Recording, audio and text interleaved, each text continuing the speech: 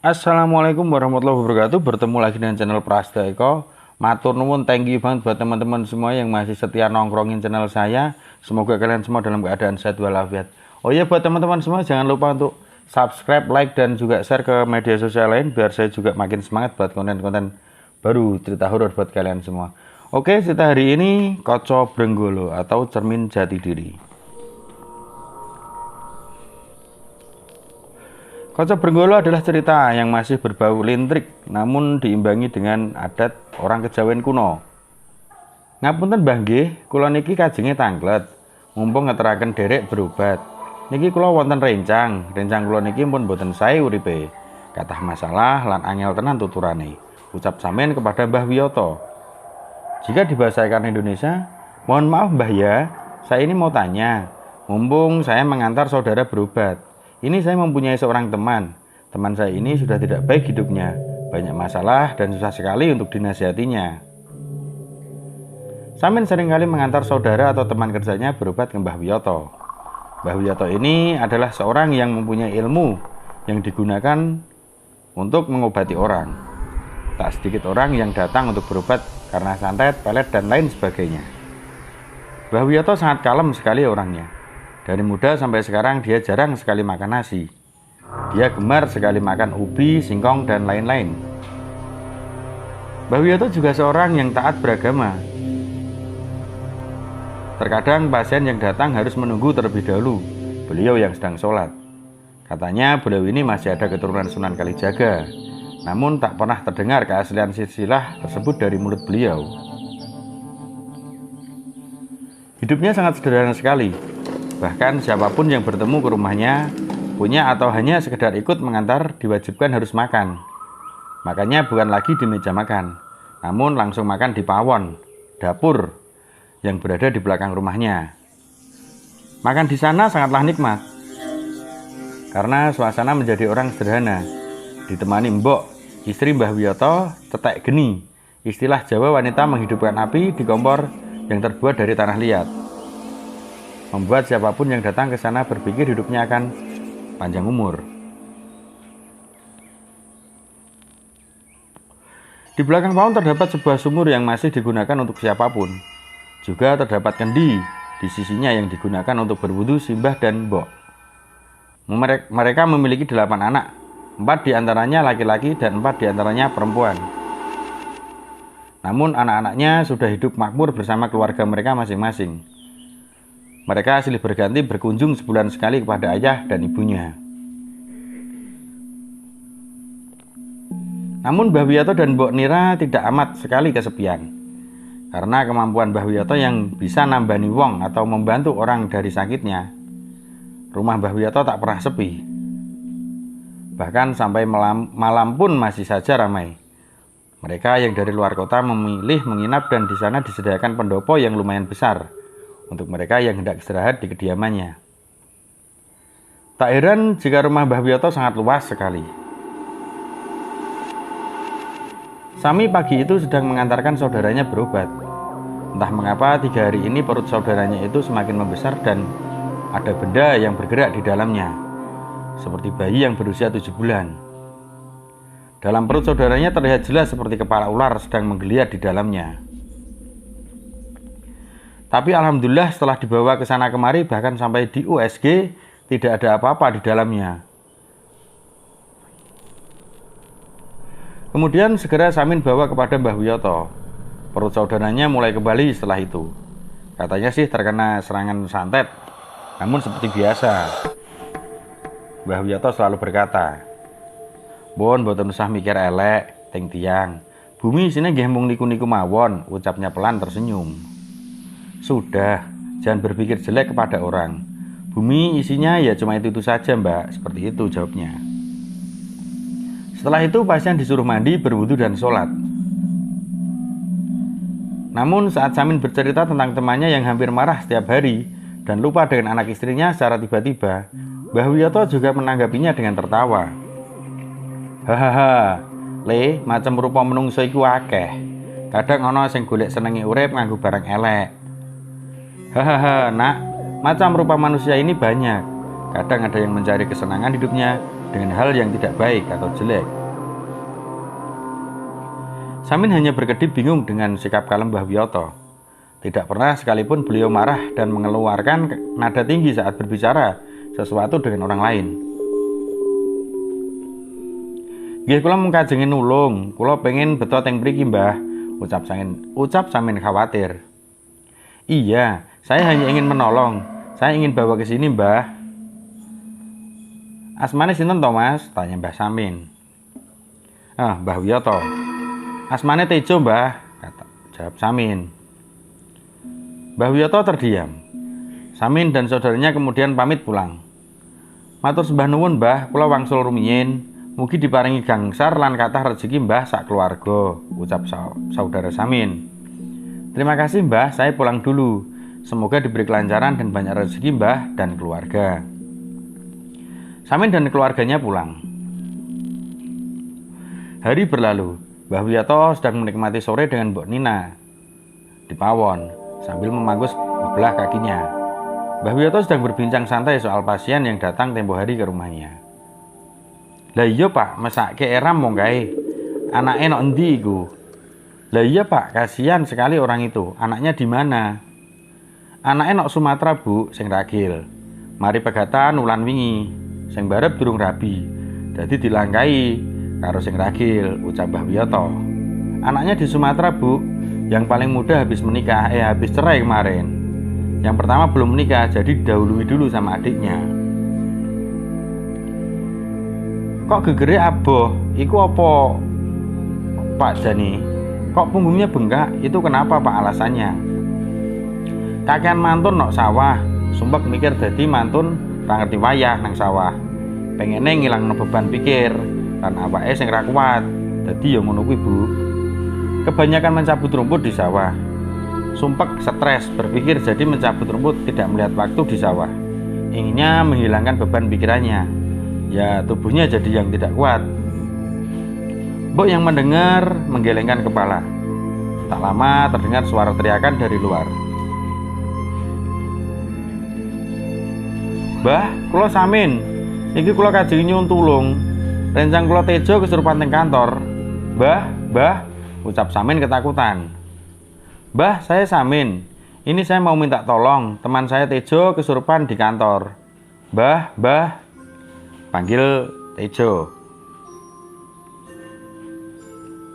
Mbah Wiyoto dan Mbok Nira keluar.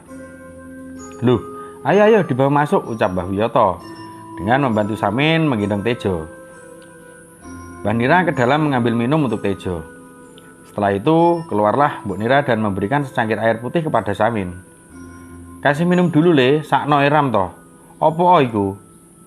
Kasihan sekali. Ya, kenapa dia? Tejo meminum air yang diberi Mbok Nira.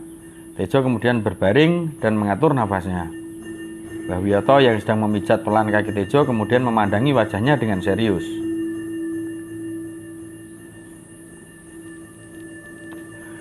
Kula ngeten iki sakwise garwa kula sedo, Mbah, ucap Tejo menangis. Saya seperti ini setelah istri saya meninggal dunia, Mbah. Tejo menceritakan kisahnya ke sana kemari. Dan akhirnya di mana dia ditinggalkan begitu saja seorang diri oleh istri mudanya. Hutang di sana sini, harta yang tidak ada secuil pun, dan Tejo sekarang kebingungan hendak tinggal di mana. Nggih, yen garwa kula isih wonten, Mbah. Kula badhe nyuwun ngapura teng larene. Kula getun Mbah ninggalno. Getun sak getun-getune, ucap Tejo terus menangis. Ya, kalau istri saya masih ada, Mbah, saya ingin minta maaf kepadanya. Saya menyesal, Mbah, meninggalkan dia. Sangat amat menyesal sekali. Akhirnya Mbah Wiyoto menyuruh Tejo untuk duduk. Kemudian mengambil 2 bunga yang melati yang ditanam di pojokan rumahnya. Coba saiki ambunen, ucap Mbah Wiyoto. Coba sekarang ciumlah bunga itu, suruh Mbah Wiyoto. Tejo mengambil bunga itu lalu menciumnya. Wonten apa, Mbah? Niki kembang segere ambune, ucap Tejo tersenyum. Ada apa, Mbah? Ini bunga segar sekali baunya. Mbah Wiyoto menganggukkan kepala. Ono hasrat pengen mangan kembang ora? Sambung Mbah Wiyoto bertanya. Ada hasrat ingin memakan bunga ini tidak?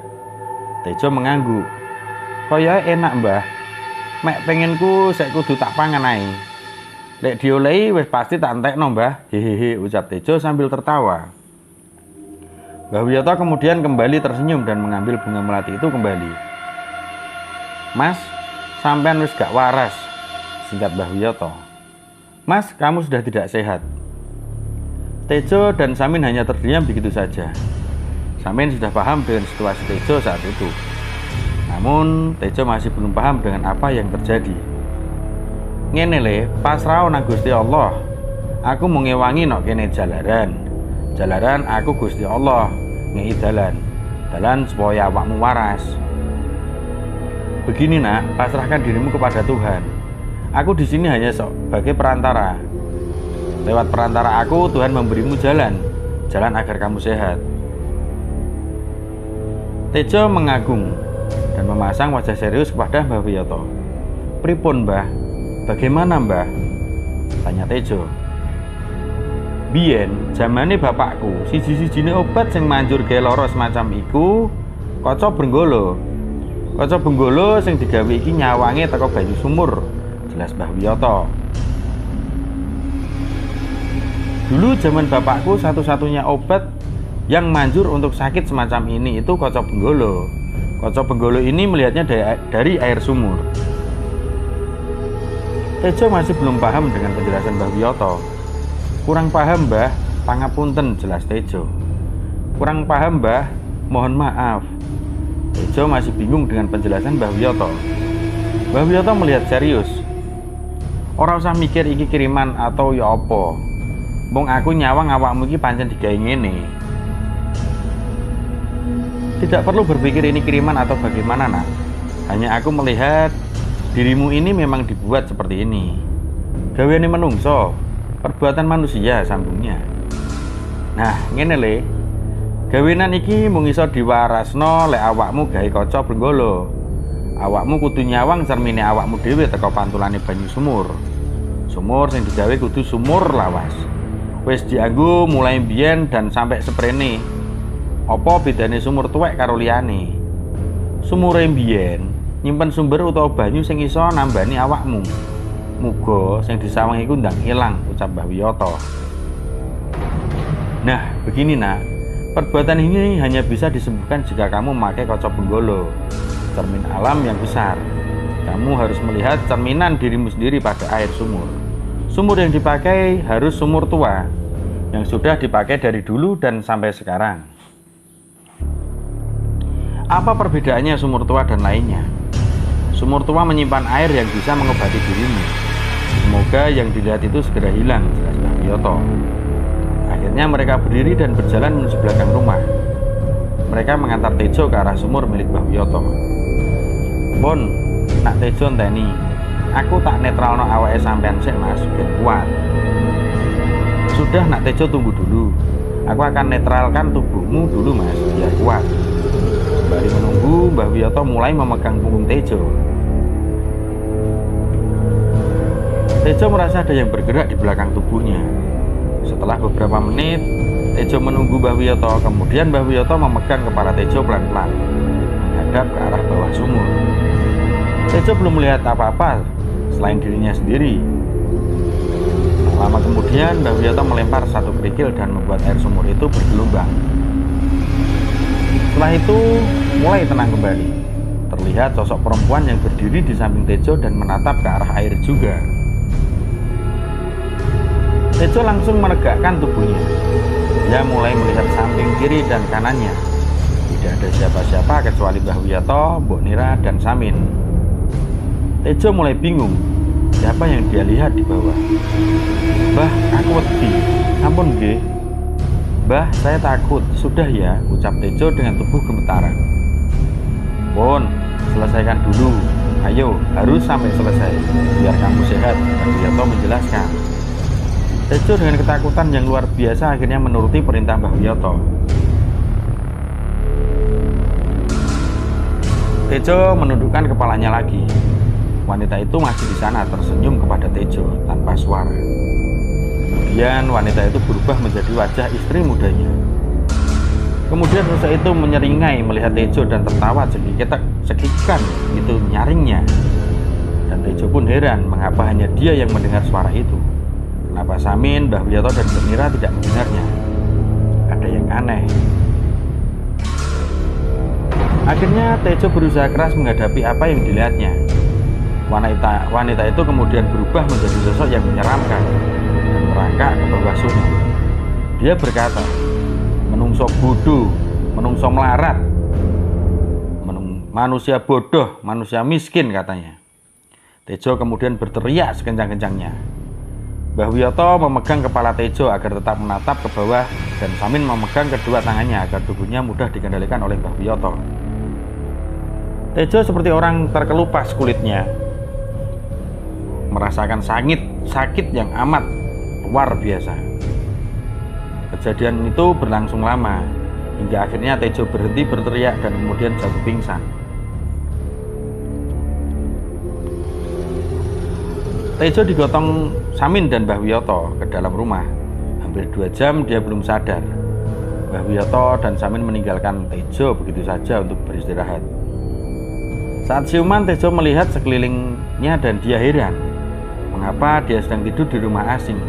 Sangat asing sekali. Dia bangun dan berdiri, memandangi apa yang ada di sekelilingnya. Dia mulai berjalan keluar. Terlihat Samin berbicara santai dengan Mbah Wiyoto. Samin menoleh ke arahnya dan melambaikan tangannya. Kemudian mereka menghampiri Tejo. Saat mendekati Tejo, Samin memeluknya dan berkata, "Alhamdulillah Jo, awakmu waras. Seneng aku ndelok koncoku ngene iki. Alhamdulillah Jo, kamu sudah sehat sekarang. Aku senang melihat temanku seperti ini." Tejo keheranan dan nampak seperti orang bingung. Tejo mendekati kuping Samin dan berkata, "Min, awakmu ki ngajak aku nyandi. Min, kamu ini mengajak aku kemana?" Samin kaget dengan jawaban Tejo. Tejo kemudian menyeret Samin mendekat ke arah Mbah Wiyoto. "Ngapunten Mbah, kula kalih rencang kula badhe wangsul. Kula wedi lilik kalih Randy madosi kula. Niki pun jam wangsul, Mbah. Pangapunten. Mohon maaf Mbah, saya dan teman saya mau pamit pulang. Saya takut Lilik dan Randy mencari saya. Sekarang sudah jam pulang Mbah. Mohon maaf." Samin terkejut. Mbah Wiyoto tersenyum dan menghirup batang rokoknya.